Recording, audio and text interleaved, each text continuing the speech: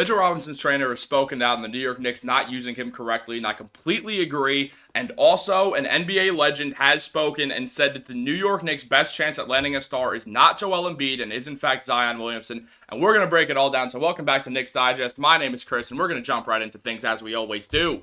So, first things first, Mitchell Robinson's trainer has spoken out and said essentially that the Knicks are not using Mitchell Robinson correctly or using him at all, and he's absolutely correct.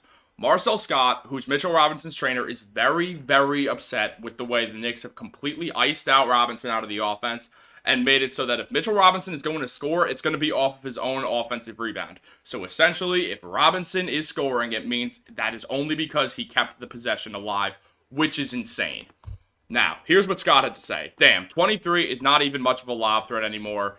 And he said this after the Knicks dropped the loss to the Milwaukee Bucks 110-105, and then said, whatever happened to rewarding your bigs for busting their ass? It's a lot of me ball in NY. Good night.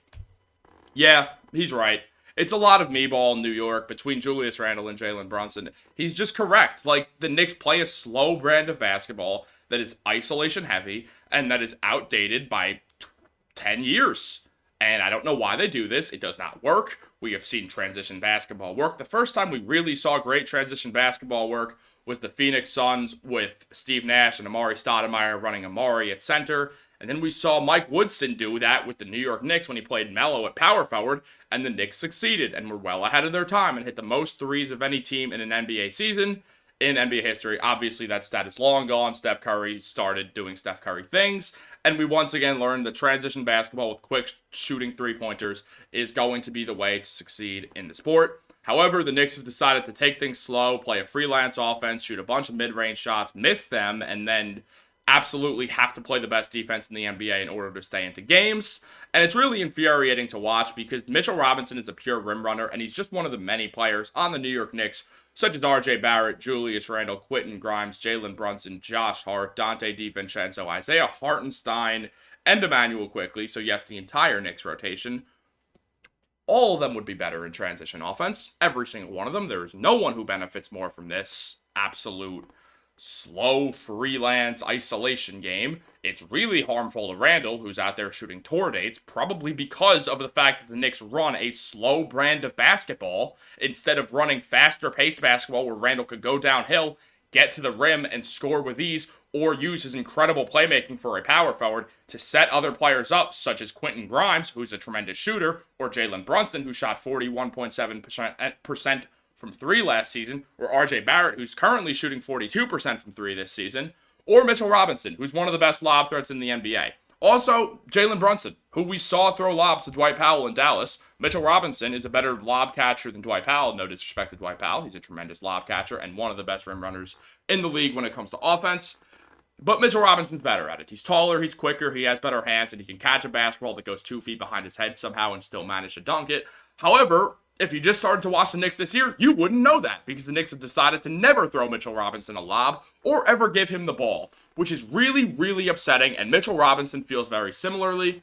He took the Snapchat to vent about his role on the team, then deleted the posts from his story, but he said that he's super tired of being out there for cardio and that he just wants to play basketball and is wasting his time and energy. He's absolutely correct. He is getting cardio in, and as I said earlier, the only way that Mitchell Robinson gets to shoot a basketball is if it's off of his own offensive rebound for him to put it back in.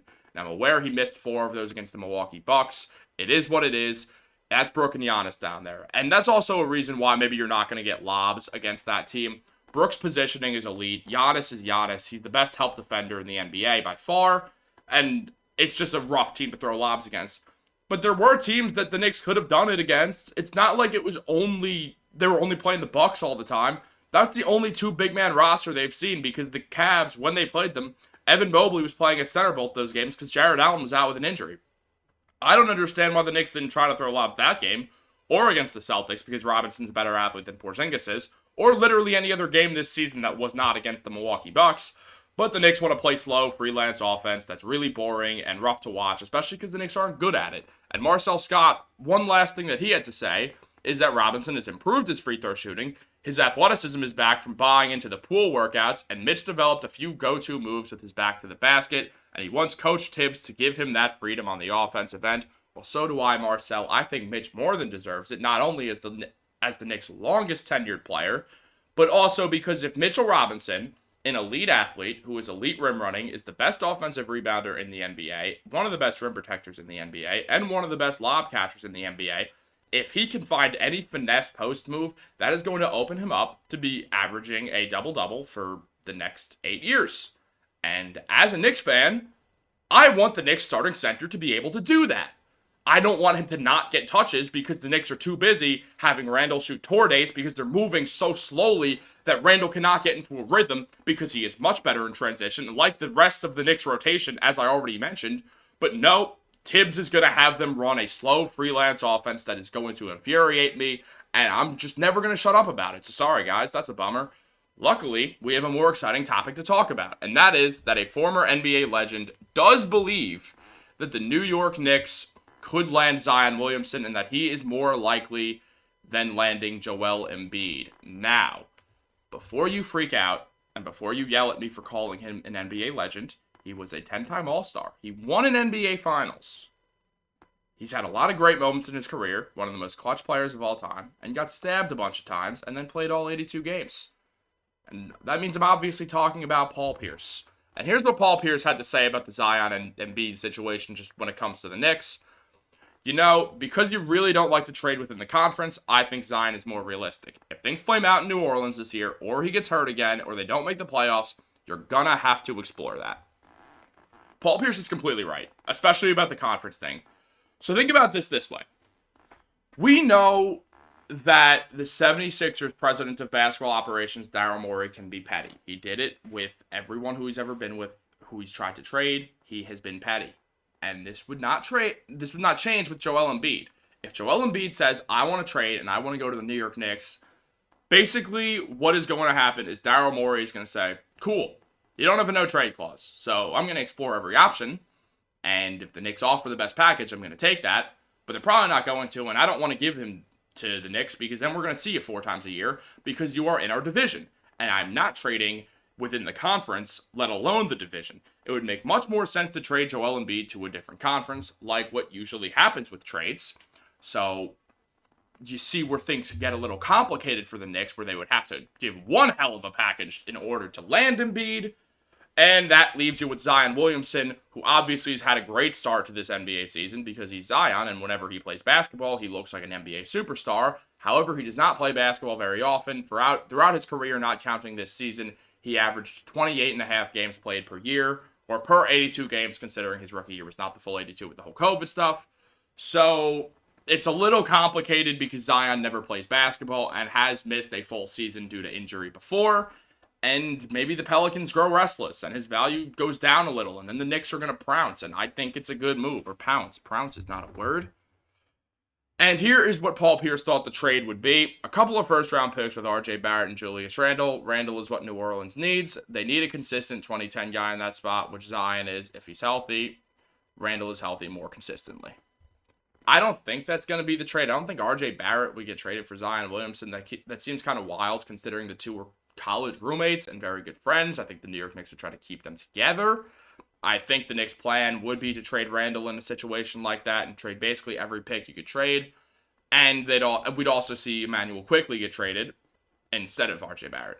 Because first of all, that's how the contracts work. Paul Pierce just maybe does not care what the financials are to it. It's not something that he has to. He's a former NBA player. He did get traded to Brooklyn. That was hilarious. But it's obviously not his area, and that's fine. But yes, you cannot trade Julius Randle and RJ Barrett for Zion Williamson unless you're getting back a lot of salary in the form of a player that is pretty solid, because the Pelicans, though having a high payroll, are not paying too many obsolete, weird, bad contracts, I don't believe. And that sort of leaves a situation where we would see Julius Randle and Emmanuel Quickley and basically every first-round pick we've ever seen get traded to the Pelicans in exchange for Zion Williamson. I'm not against it. When you look at this trade, I'm not someone who's going to disparage Randle because he's had a bad first 5 games because the Knicks play a slow brand of basketball. But what I will say is that I do not think the Knicks are really going to win a championship during Randle's prime. It makes more sense to take the Zion Williamson chance. And now Emmanuel quickly, as you heard Troy and I talk about it a few weeks back, you're going to have to pay him a lot of money, and that's going to be a lot of guys getting paid a lot. You're going to be near that second apron. It would make more sense to do a trade like that, and that would happen over the summer. So it would be a quickly sign and trade. You sign him, and then you flip him to New Orleans alongside Julius Randle and many first-round picks, and in exchange, RJ and Zion get to be friends again and hang out and have a great time with Jalen Brunson and Mitchell Robinson, and that would be a very interesting New York Knicks team. I would prefer that than what the Knicks currently have, because the Knicks are not a contender today. They will be a contender more likely in 3 to 4 years because they are young.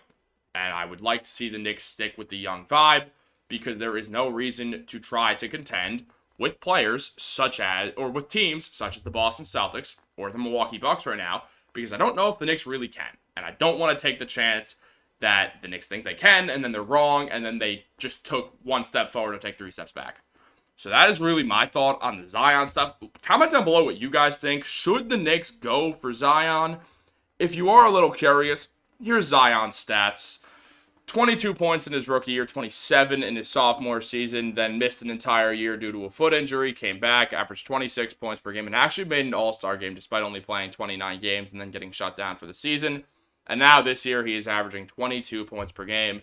Zion is a tremendous star player, and I would love to see him on the New York Knicks. It felt like it was destiny once upon a time, and then after the Cam Reddish trade, it felt like it might happen again, and then it didn't, but I am not holding out, or I'm not losing hope. I think Zion is probably still someone who I would prefer over Joel Embiid, just because Embiid's 29, and I don't think the Knicks are going to win a championship in the next 3 to 4 years. That seems really unlikely to me, especially with where the Celtics and the Bucks are at when they're going for broke. It's now or never for them. So that's what's going to happen, and I do not think the Knicks should try to compete with that. When you have a young team that does not have to, when you don't have to jump into contention, maybe don't, and feel out what's going to happen. Maybe a team burns out, maybe a different star becomes available, maybe the Knicks can make the money work to bring in Zion Williamson, and then figure out a way to bring in Donovan Mitchell in free agency. Who knows? I'm not saying I think that's going to happen. I don't think any of this is going to happen, but it could. The Knicks are in a position to where they can make a trade, and they eventually will for a star player, and I would rather it be someone on the younger side, even if it is more of an injury risk, than take someone who's 29 years old and is also an injury risk despite being the better player. And I will leave you guys with this. As Paul Pierce said, the Knicks can find a way to get Zion Williamson to New York, or they can find a way to get Joel Embiid, but Zion is more realistic if things flame out with the Pelicans this year. A final quote from Paul Pierce, resident Boston Celtic. I would say some harsh words, but he does not deserve that. So that is all that we have time for today, guys. Thank you so much for tuning in. This was kind of a long video. I had to get a lot of thoughts out. I didn't get to do a post game for you guys. I'm so sorry. Just did not catch the game. Had something come up and completely missed the game. And it is what it is. I promise I will be back for the Monday game and basically every subsequent game after that. Or Daria will jump in, or both of us will jump in. We'll shop it about the Knicks. It'll be a great time, and you don't want to miss it. So make sure to like this video and subscribe to the channel. It means a ton to us. But I will leave you guys with that. Have a great day, and remember, go New York Knicks, guys.